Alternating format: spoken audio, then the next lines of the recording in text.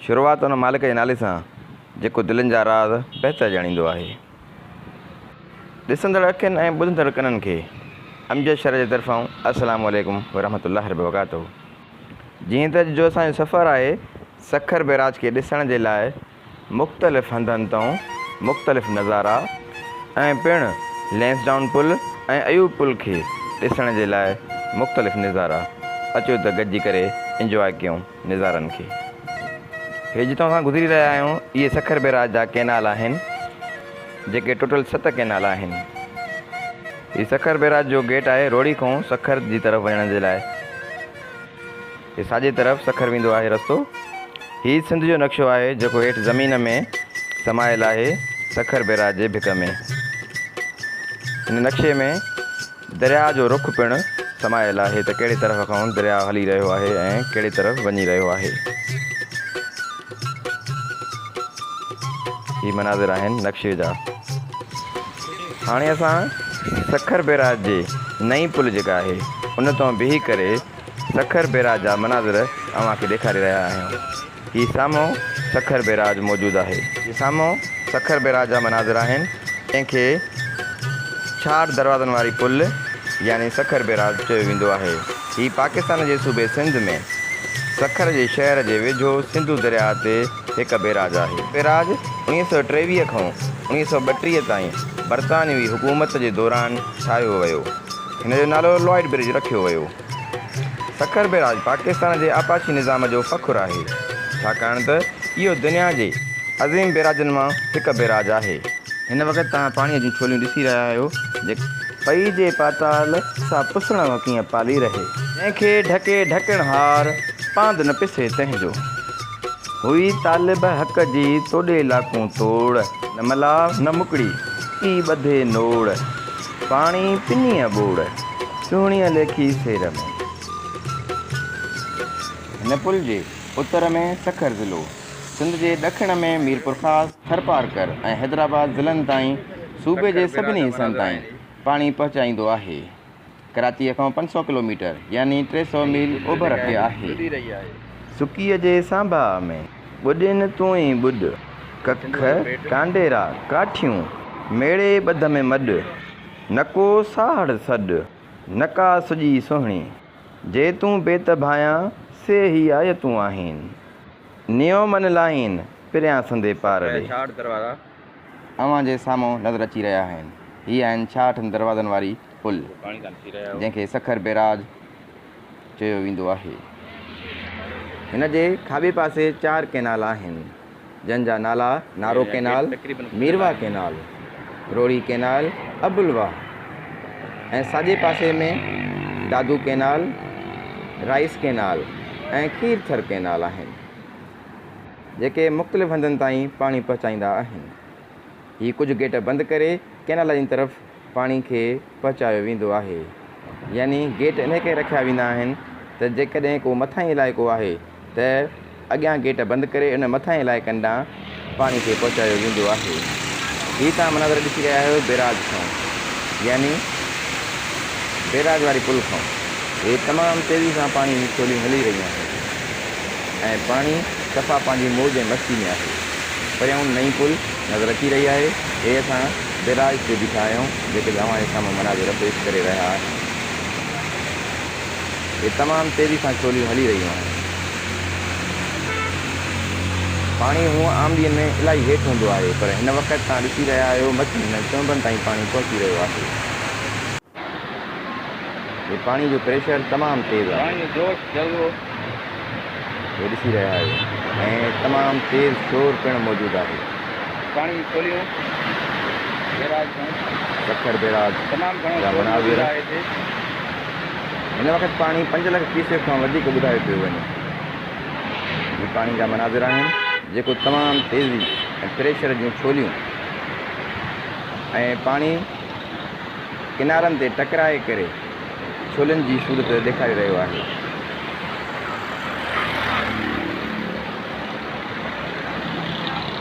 अचो त हुन तरफ़ त तव्हांखे मनाज़िर ॾेखारियो। हीअ आहे गेट वारी साइड, यानी हे गेट आहे, ब्लैक कलर जो गेट आहे। गेट जे हेठों मनाज़िर आहिनि जेको तव्हां ॾिसी रहिया आहियो। ॾिसो गेट जे हेठां पाणी जो केॾो प्रेशर मौजूदु आहे, यानी दीवारुनि सां टकराए करे पाणी पंहिंजा ज़ोर ॾेखारे रहियो आहे। साम्हूं रोड़ी नज़र अची रही आहे, ॿी गेट जा नज़ारा आहिनि। हीअ मनाज़र बैराज जे किनारे जा आहिनि, जिते बीहण जी इजाज़त नथी ॾिनी वञे। हीअ मनाज़र शुआरा मंडी खां अॻिते यानी बैराज जे वेझो जा नज़ारा आहिनि। परे खां पूरी बैराज जो मनाज़र तव्हां ॾिसी सघो था, जेको साम्हूं सखर नज़र अची रहियो आहे ऐं हीअ बैराज जा मनाज़र आहिनि अव्हां जे साम्हूं। हिते विच ते दीवार लॻल हूंदी आहे, जेका दीवार तव्हां ॾिसी रहिया आहियो तक़रीबन कंप्लीट ॿुॾल आहे ऐं दीवार वटां पाणी जो टकराव थिए थो, जेको विच ते तव्हांखे नज़र अची रहियो आहे। इहा दीवार हे साम्हूं सखर जा मनाज़र आहिनि, सखर शहर जा मनाज़र अव्हां जे साम्हूं ऐं दरिया जा। सिंधु दरिया जेको मुल्कनि में मशहूरु आहे, हीअ उन जा मनाज़र आहिनि। शुआरा मंडी जे विच में उतां तव्हांखे ॾेखारे रहिया आहिनि। सखर जी शुआरा मंडी बि वॾी मशहूरु आहे ख़ासियतुनि जे हिसाब सां। हीअ आहे कैनाल, तव्हांखे ॾेखारे रहिया आहिनि सखर वेली कैनाल। हीअ सखर बैराज खां रोड़ीअ जी तरफ़ खां सखर वञी रहिया आहिनि, तव्हांखे मनाज़र ॾेखारे रहिया आहिनि। हीअ तव्हां ॾिसी सघो था पुल जे हेठां जेको आहे पाणी केतिरो मौजूदु आहे, त इहे तक़रीबन अध खां मथे पावा जेके आहिनि नज़र ईंदा आहिनि आम ॾींहं में, पर पाणी जो प्रेशर आहे, पावा तक़रीबन कंप्लीट पाणी सां ॿुॾल आहिनि, बाक़ी सिर्फ़ु मथां तह वञी सघियलु आहे। ॿोड़ी चाढ़ी तूं धणी ॿिए जो दावा रसे न दम, हिन मुंहिंजे हाल जो मेहड़ ते मालम, रख भेली जो भरम जो अचे पियो अझोर में। हीअ बैराज पाणीअ खे कंट्रोल करण लाइ ठाही वई हुई, जीअं मुख़्तलिफ़ हंधनि ताईं सही तरीक़े सां पाणी पहुचाए सघिजे। इन्हनि में गेट लॻल हूंदा आहिनि, जेके गेट बंदि करे ऐं खोलिया वेंदा आहिनि, त जीअं हिकु तरफ़ खां ॿिए तरफ़ पाणी आसानी सां पुॼाए सघिजे। हीअ मनाज़र सखर जे ॿिए तरफ़ जा आहिनि, यानी सखर वारे पासे खां। हीअ मनाज़र रोड़ी वारे पासे जा अव्हांखे ॾेखारे रहिया आहियूं। सांभारा सॾु कयो उभा चवनि मां तिखो ई तार वहे, ॿियो लुड़ लहरूं ऐं वाव, साणे जिन अला ॿुझां से न ॿुॾंदियूं। सिंधु दरिया जंहिंखे अक्सर चयो वेंदो आहे धरती माउ हूंदी आहे ऐं दरिया पीउ हूंदो आहे, इहो असांजी सिंधीअ में चवणी मशहूरु आहे। छो त धरतीअ मां फसल वग़ैरह पैदा थींदा आहिनि ऐं ख़ाली धरती बग़ैर पाणीअ जे जिते रेगिस्तान हूंदा आहिनि उते फसल वग़ैरह न थींदा आहिनि। जॾहिं त जिते पाणी हूंदो आहे, पाणीअ बिना ज़िंदगी कहिड़ी आहे, पाणीअ सां ई ज़िंदगी आहे। पाणी हूंदो त फसल बि थींदा, तंहिंजे करे पाणीअ खे, दरिया खे पीउ जो दर्जो ऐं धरतीअ खे, ज़मीन खे माउ जो दर्जो ॾिनो वेंदो आहे। हीअ आहिनि सिंधु दरिया जा मनाज़र जेके अव्हां साम्हूं ॾिसी रहिया आहियो। सिंधु दरिया जे परे पासे खां सखर शहर पिणु मौजूदु आहे। सखर ऐं रोड़ी शहर खे मिलाईंदड़ रोड जे रस्ते 3 पुलियूं मौजूदु आहिनि, पर हिकु पुल जेका आहे पटड़ी ज़रिए यानी रेल जे रस्ते ज़रिए पिणु मौजूदु आहे, जंहिंखे अयूब पुल चयो वेंदो आहे। ॿी आहे लैंसडाउन पुल। लैंसडाउन पुल जेका आहे उहा तमामु पुराणी पुल आहे, जेका लोह ते ठहियलु आहे, जंहिंखे कैंचीअ वारी पुल पिणु सॾियो वेंदो आहे। उहा बि अॻिते तव्हांखे ॾेखारींदा हलंदासीं। उनखां पोइ आहे सखर बैराज। सखर बैराज जे आम्हूं हिकु नई पुल पिणु मौजूदु आहे, जीअं त हेवी गाॾियूं क्रॉस कंदियूं आहिनि। हीअ अव्हां जे साम्हूं बहितरीनु मनाज़र शेयर कयूं था।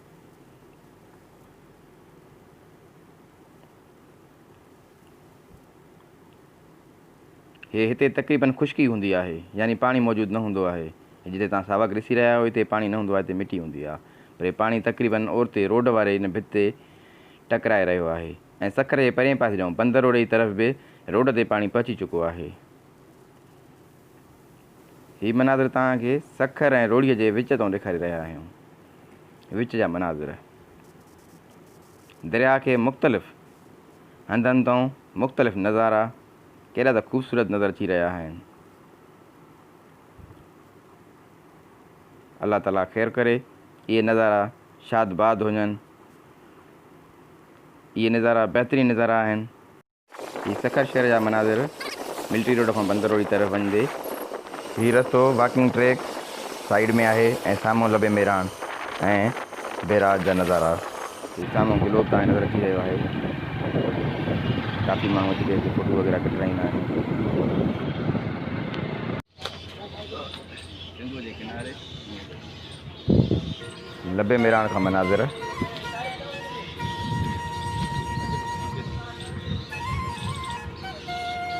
सिंधुअ जो किनारो अव्हां जे साम्हूं, साम्हूं बैराज, ॿेड़ीअ जे साम्हूं बीठा आहियूं। तमामु तेज़ थी रहियो आहे। इहे मनाज़िर आहिनि लबे मेरान जी तरफ़ खां। हिन नंढियुनि में ॿेड़ी ते सफ़र करण बि सख़्तु मना आहे ऐं काफ़ी इलाइक़ा ते वञण बि सख़्ती आहे, पर पोइ बि असां कोशिशि कई आहियूं जेतिरो वञी सघिया आहियूं। अव्हां जे साम्हूं मुख़्तलिफ़ हंधनि तां सिंधु दरिया जा नज़ारा। हीउ ॾिसो सिंधुअ जा नज़ारा, सिंधु दरिया जो पाणी अव्हांखे ॾेखारे रहिया आहियूं। हिकु मुफ़रद अंदाज़ सिंधुअ जे किनारे, सिंधुअ जो पाणी। असां वटि वॾे खां वॾी खोट आहे त हिते असांजे लाइ घुमण जे लाइ बहितरीन के उपाव न आहिनि। न त इहे जेकॾहिं ॿाहिरि मुल्कनि में शयूं हूंदियूं आहिनि त उते काफ़ी अहिड़ा इंस्ट्रूमेंट या ॿेड़ा वग़ैरह हूंदा आहिनि या स्विमिंग जा अहिड़ी शयूं हूंदियूं आहिनि जिते ट्रेनिंग बि ॾिनी वेंदी आहे ऐं सिखिया ऐं सेखारियो वेंदो आहे। पर हिते असां वटि को शऊर न हूंदो आहे। रुॻो मोहाणा वीचारा बीठा हूंदा आहिनि जेके हिकु जॻह खां ॿी जॻह ते सफ़र कराईंदा आहिनि ऐं काफ़ी माण्हू हिते ॾिनल हूंदा आहिनि। पर जेकॾहिं इहा शइ ॿाहिरि मुल्कनि में हुजे हा त भउ ख़तमु करे ऐं हिते सिखिया ॾिनी वेंदी आहे। स्विमिंग जो बि तरीक़ेकार सेखारियो वेंदो आहे ऐं मुसीबत अचणु वक़्तु पाण खे कहिड़ी तरीक़े सां बचाइजे उहो पिणु ट्रेनिंग ॾिनी वेंदी आहे। पर असां वटि तालीम ऐं शऊर जी वॾे खां वॾी कमी आहे, जंहिंजे करे हिते न तालीम सही तरीक़े सां ॾिनी वेंदी आहे ऐं न ई कोई शऊर, न ई कहिड़ा प्राइवेट इदारा आहिनि जेके हिते सिखिया ॾियनि। ही मनाज़िर आहिनि तव्हां साम्हूं अयूब पुल ऐं लैंसडाउन पुल जा।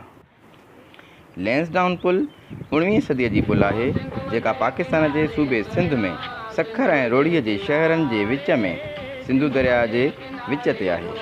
जॾहिं 1899 में मुकमल थियो, इहो पुल दुनिया में सभ खां डिघो सख़्तु पाएदार पुल आहे। इहा पुल जेका आहे पाए ते जुड़ियल आहे, जंहिंखे कैंचीअ वारी पुल पिणु सॾियो वेंदो आहे। हीउ अव्हां जे साम्हूं जेको आहे दीवाननि जो मंदरु साध बेलो, जंहिंखे चयो वेंदो आहे, वॾो मशहूरु मंदरु आहे जेको दरिया जे ॿेट में पिणु मौजूदु आहे। हिते पाणी जो प्रेशर तमामु घणो आहे। हिते वञो जिते तव्हां वञण अची रहिया आहियो, हिते पाणी मौजूदु न हूंदो आहे।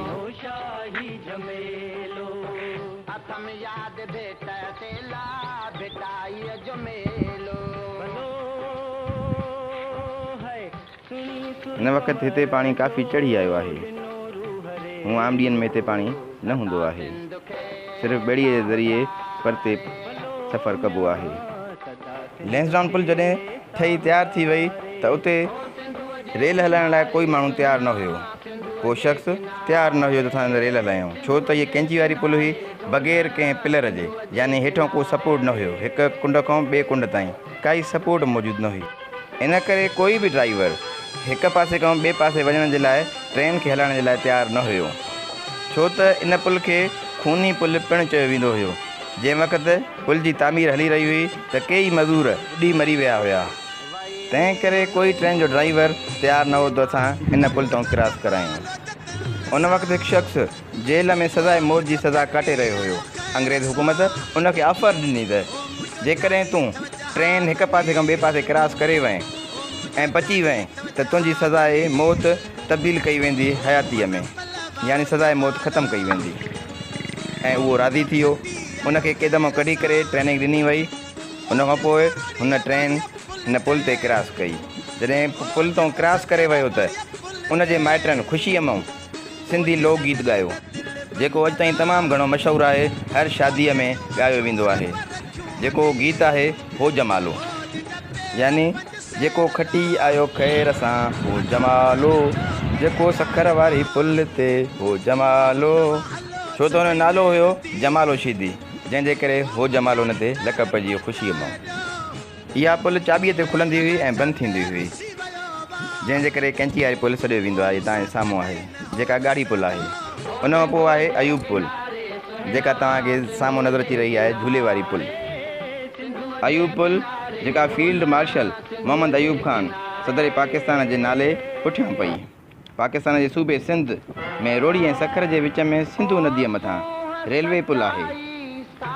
पुल जी ड्रैग अटकल 806 फुट, कद 247 फुट।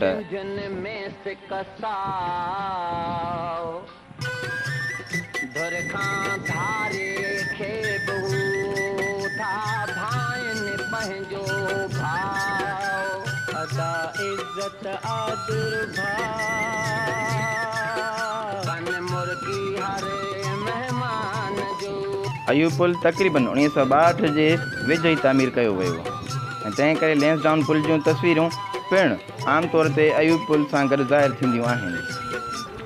हीअ ट्रैक रोड़ी स्टेशन खां अची रही आहे, वञे थी सखर जी तरफ़। हीअ सखर अयूब पुल, इन सां गॾोगॾु लैंसडाउन पुल। ॻाढ़े रंग जी जेका पुल आहे उहा लैंसडाउन पुल आहे, कैंची वारी पुल, ऐं हूअ झूले वारी पुल। पहिरियों जेका लैंसडाउन पुल हूंदी उहा बि रेलवे ट्रैक हूंदी हुई, पर जॾहिं वक़्त जी ज़रूरत पैदा थी त लैंसडाउन पुल खे सिर्फ़ु ऐं सिर्फ़ु गाॾियुनि जे लाइ इस्तेमालु कयो वियो, यानी रोड रस्ते जे लाइ, ऐं अयूब पुल खे सिर्फ़ु ऐं सिर्फ़ु ट्रेन जे लाइ इस्तेमालु कयो वियो। अयूब पुल झूले वारी पुल पिणु सॾी वेंदी आहे। जॾहिं अयूब पुल तां ट्रेन क्रॉस कंदी आहे त हल्की हिन में वाइब्रेशन ईंदी आहे, यानी झूले वांगुरु हल्की लुॾंदी आहे। ऐं जॾहिं त लैंसडाउन पुल तां काफ़ी ट्रैफ़िक थी वेंदी आहे, तमामु वधी वेंदो आहे, त उहा बि झूले वांगुरु थोरो वाइब्रेट कंदी आहे। अहिड़ी तरीक़े सां ही ॿई पुलियूं सिंधू दरिया जे किनारनि खां ॿिए किनारे ताईं पहुचाईंदियूं आहिनि।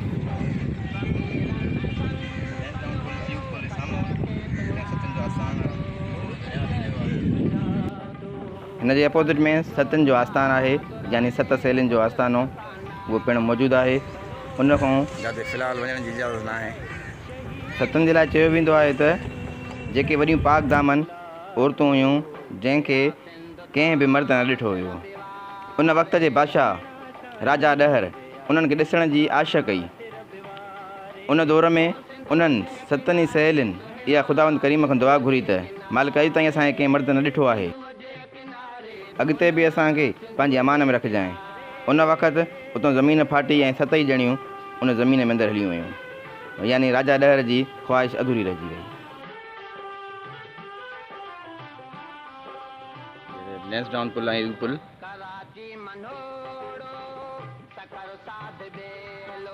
सतनि जे आस्थान ते ॿियूं काफ़ी क़बरूं पिणु मौजूदु आहिनि। जेको पहिरियों बखर जो गवर्नर हुयो, उन जी पिणु हिते क़बर मौजूदु आहे, ऐं ॿियूं काफ़ी बादशाहनि जूं क़बरूं मौजूदु आहिनि। पर हिन वक़्तु मथे आस्थाने ते वञण जी इजाज़त न आहे, छो त पाणी जो प्रेशर तमामु घणो आहे। असांजे अपोज़िट में जेका आहे सखर बैराज आहे। हीअ राजा मनाज़िर सखर बैराज जा बंद तां आहिनि। जेको साम्हूं सखर नज़र अची रहियो आहे, पोयों अयूब पुल ऐं लैंसडाउन पुल, उनजे आम्हूं साम्हूं सखर बैराज जा मनाज़िर मौजूदु आहिनि। हीअ राजा मनाज़िर आहिनि। हिते हर वक़्त जा पंहिंजा नज़ारा आहिनि। प्रेशर खां वधीक आहे जेको माना बोर्ड में जेको इस्तेमालु थींदो आहे, अलाह ख़ैरु कंदो, पाणी जो प्रेशर जेको आहे डाउन थी वेंदो। कुझु ॾींहंनि में पाणी जो प्रेशर डाउन थी वेंदो। तव्हां ॾिसी रहिया आहियो पाणी रहिया।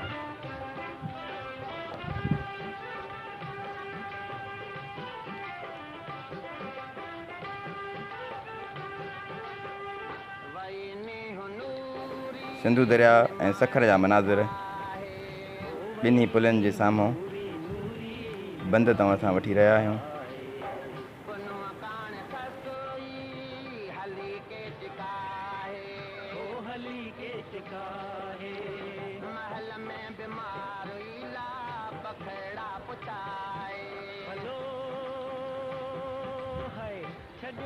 पाणी जो प्रेशर तमामु तेज़ी सां हली रहियो आहे।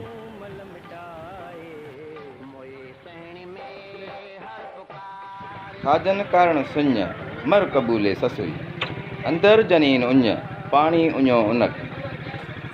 पाणीअ मथे झूपड़ा पाणीअ मथे झूपड़ा मोरख उञ मरन, साहा ओॾो सुकरी लोची ता न लहन, दम न सुञाणनि गाहूं कनि मुटनि जीअं। लैंसडाउन ऐं अयूब पुल जे साम्हूं विच ते यानी ॿेट जे विच ते हज़रत ख़िज़र अलैहिस्सलाम जो आस्थानो पिणु मौजूदु आहे। उन खां थोरो मुफ़ासिले ते हिकु दरगाह सदरुद्दीन बादशाह जी पिणु मौजूदु आहे। इहा दरिया जे ॿेट ते आहे ऐं हज़रत ख़्वाजा ख़िज़र अलैहिस्सलाम जी आस्थानो जेको आहे विच दरिया ते आहे। हज़रत ख़िज़र अलैहिस्सलाम ख़ुदा जो वाहिद नबी आहे जेको ज़मीन ते अॼु ताईं ज़िंदा मौजूदु आहे। हज़रत ईसा अलैहिस्सलाम आसमान ते ज़िंदा मौजूदु आहे ऐं हज़रत ख़िज़र अलैहिस्सलाम ज़मीन ते यानी दरियानि ऐं समुंडनि में रहंदो आहे। इहो वाक़ियो क़ुर पाक में पिणु मौजूदु आहे। इन जी वधीक डिटेल असां ॿी वीडियो में तव्हां सां शेयर कंदासीं। हीअ साम्हूं नज़ारा सखर बैराज ऐं सखर शहर जा आहिनि। सखर शहर में सिंधु दरिया पंहिंजे मौज में आहे ऐं मुख़्तलिफ़ जॻहियुनि तां टकराए करे छोलियुनि जी सूरत ॾेखारे रहियो आहे। उमेदु कयूं था त तव्हांखे असांजी वीडियो ज़रूरु वणी वेंदी। असांजे पेज मोटिवेशनल स्किल्स बाय सूफ़ी शरह खे ज़रूरु सब्सक्राइब कंदा, लाइक ऐं शेयर कंदा ऐं असांखे दुआनि में ज़रूरु यादि रखंदा। तव्हां ॾिसण जी वॾी महिरबानी।